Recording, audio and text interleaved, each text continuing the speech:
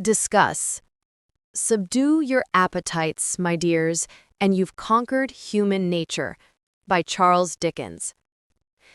It is human nature to think wisely and act foolishly, by Anatole France.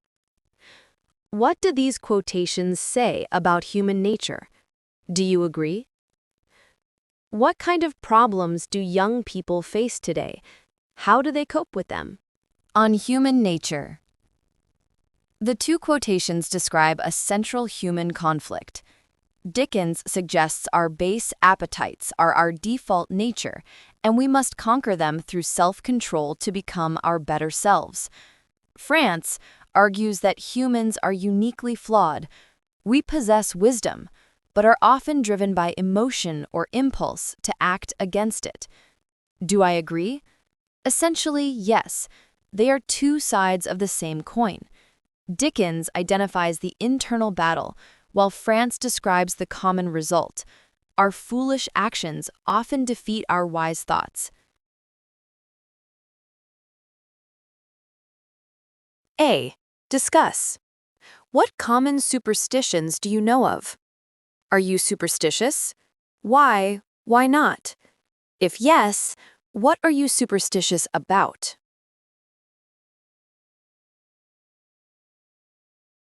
Common superstitions. Most cultures have superstitions, which are often ancient beliefs to attract good fortune or avoid bad luck. Bad luck: walking under a ladder, breaking a mirror, 7 years bad luck, spilling salt, and Friday the 13th. Good luck: finding a 4-leaf clover, hanging a horseshoe, saying white rabbits on the 1st of the month, and touching wood for luck. Are you superstitious? I would say I'm not truly superstitious, but sometimes play along out of habit. I don't believe a black cat can change my fate. However, I still sometimes touch wood. It's not about belief, but more about tradition and a small, irrational sense of better safe than sorry. It's a harmless habit that feels comforting and connects us to the past. So, my rational mind says no, but my actions sometimes say yes for fun. It's a fascinating part of human nature.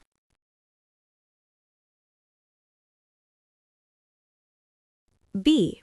Read the texts A to D and choose the best heading for each one. Old habits die hard, last-minute panic, more than superstitious, paying for forgetting. A. Pauline. I got married last June, and I wanted everything to be perfect during the ceremony. So when my maid of honor reminded me about the something old, something new, something borrowed, something blue tradition, I went hysterical. I had totally forgotten about that. I was running around asking people for things I could use. In the end, I didn't find my something blue. But as I was starting to walk down the aisle, an usher ran into me and his blue pen exploded all over my dress. I ruined my dress, of course, but at least I had my something blue. So much for the perfect wedding. A few days ago, I did something really horrible. I broke a mirror in my bedroom. I didn't want to have 7 years of bad luck, so I went on the net and tried to find a way to break the curse. Let me tell you, there are some pretty crazy solutions out there.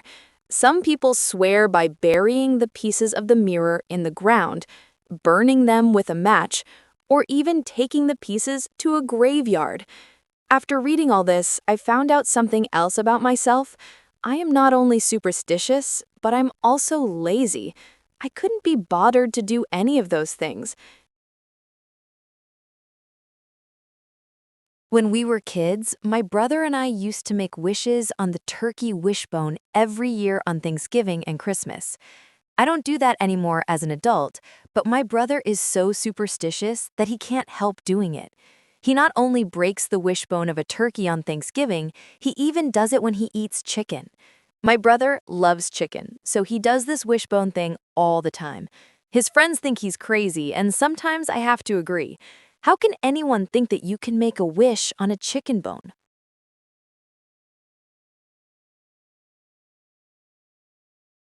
D. Nick.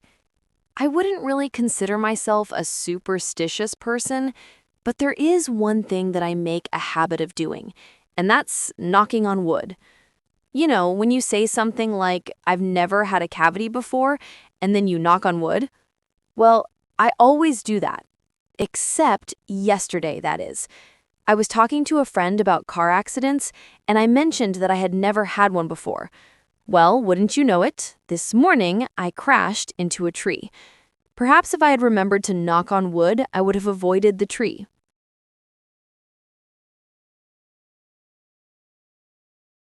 C. Read the texts again and answer the questions 1 to 10. Write A, B, C, or D in the boxes. Which people, realized something about themselves? Didn't do something they normally do? Thinks they could have prevented something from happening? Were worried about a superstition and wanted to do something about it? Didn't have something they needed? Talks about a superstition that was a family tradition. Had something go wrong at an important event. May have been injured. Did some research to fix a problem.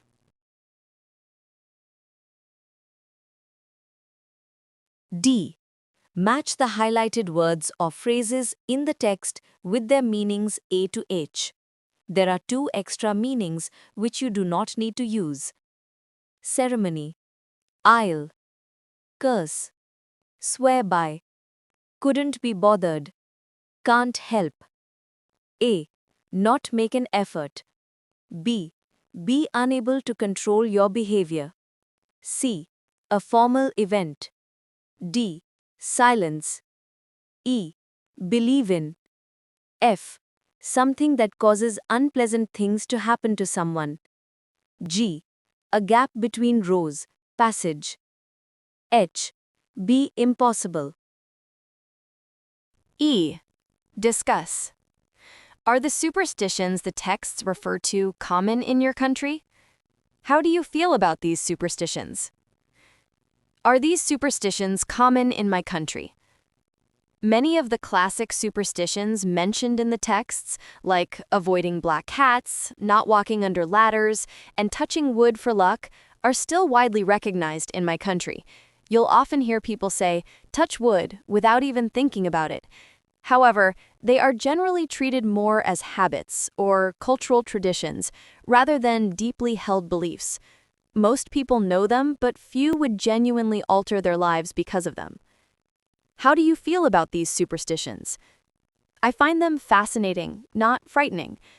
I see them as a form of cultural history, a glimpse into how past generations tried to understand and control the unpredictable world around them. They're a harmless and often fun part of our shared language and customs. While I don't actively believe in them, I appreciate them as social rituals. Saying bless you after a sneeze or touching wood can be a polite, comforting habit. Ultimately, they are a reminder of our desire to find patterns and meaning, which is a very human trait.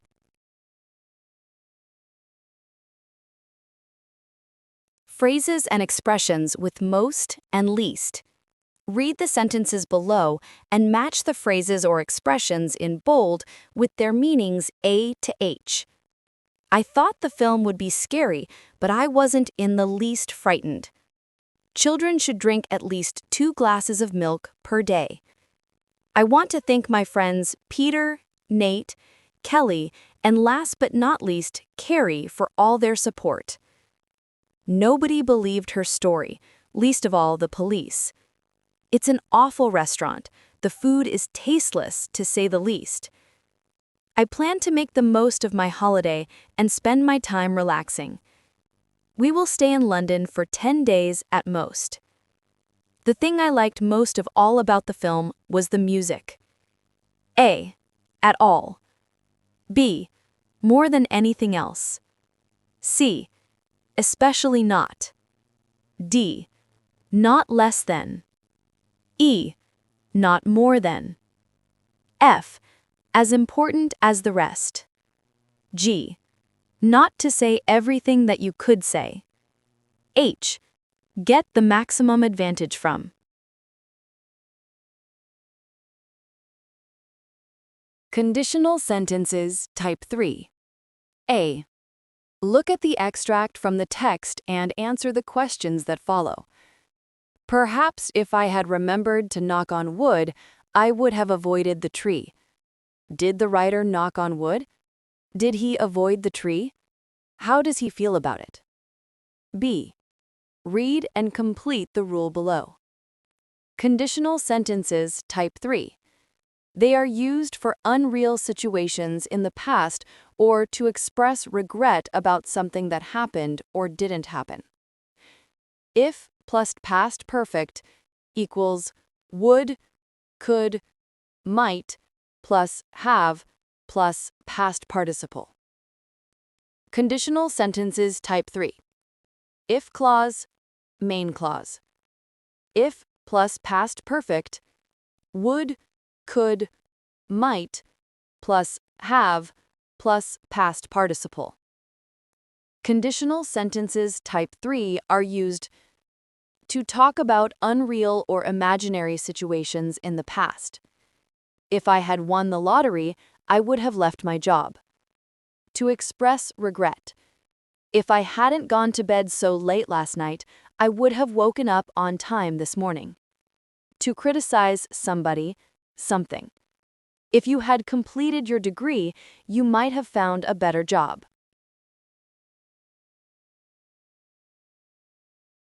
Practice.